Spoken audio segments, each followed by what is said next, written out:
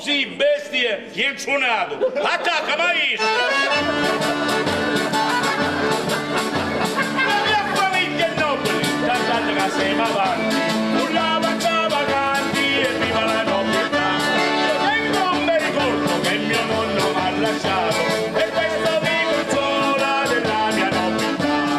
Che tengono capo al corso, che dove saporire. Io me lo voglio mettere quando lo faccio sì. Io non lavoro mai, è un nobile mestiere. Basta che mi salutano.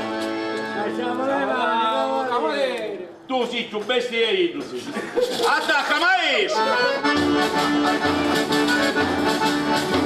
Io so i cammini non che ci vado dal barbiere, perché sono cavalieri e lo stesso mi fa pagare.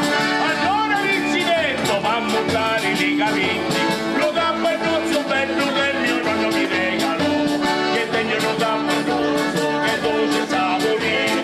Io me lo voglio mettere quando non faccio cena, io non lavoro mai, è un nobile mestiere.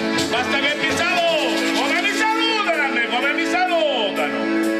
Salutiamo cavaliere. Oh, hey!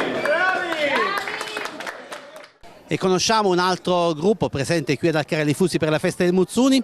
Il nome del vostro gruppo e da dove arrivate? I Gabunari di Saponara e siamo di Saponara. Vi abbiamo visto tante volte in giro per la Sicilia, ecco, valorizzate le tradizioni con la vostra musica. È quello che portiamo in giro, proprio valorizzare quelle che sono la nostra storia, la nostra tradizione, la nostra vita.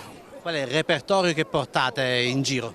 Prettamente noi portiamo quella che è la musica popolare siciliana, con balletti, tarantelle, con tutte le canzoni tipiche del folklore siciliano. Siete stati già presenti altre volte al Muzzuni?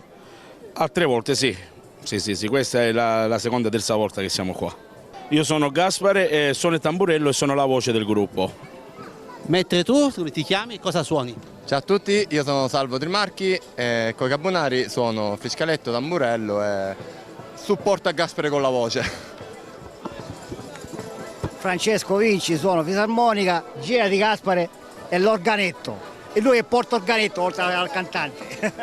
Io sono Renato Venuto e suono la chitarra.